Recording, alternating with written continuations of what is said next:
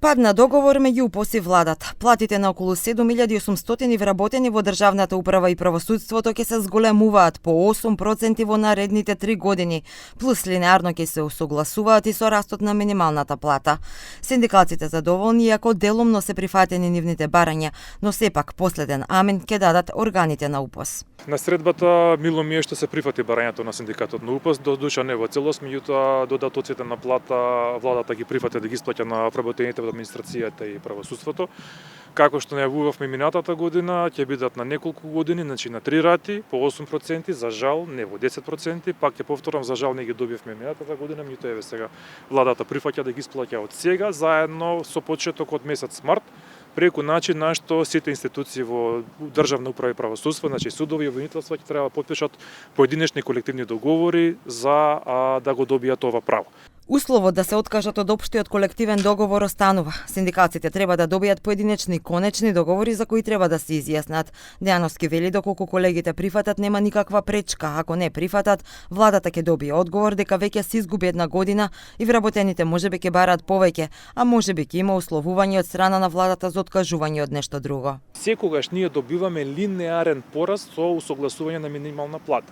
Математиката е, ако минималната плата порасне сега 1500 денари, на тие 1500 денари добиваме уште 8%.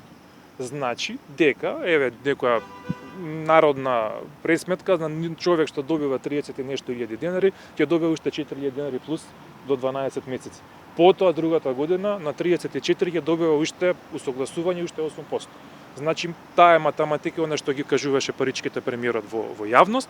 Во меѓувреме, Конфедерацијата на слободни синдикати веќе ја прифатило понудата на владата. Соопштија дека започнуваат со постапка за прифаќање на понудата за зголемување на платите на административните службеници во рок од 25 до 26 месеци, почнувајќи од март годинава до март 2028 година, при што заедно со линеарното покачување дополнително ќе се покачуваат платите по 8% секоја година.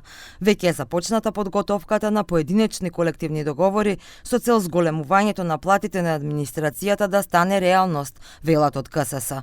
Инаку, според математиката на премиерот, ако во наредните 3 години на платата на административните службеници се додават 1500 денари од растот на минималецот и секоја година овој збир се зголемува за 8%, ако сега платата е 35.000 денари, за 3 години би било околу 50.000 денари или повисока за околу 40%.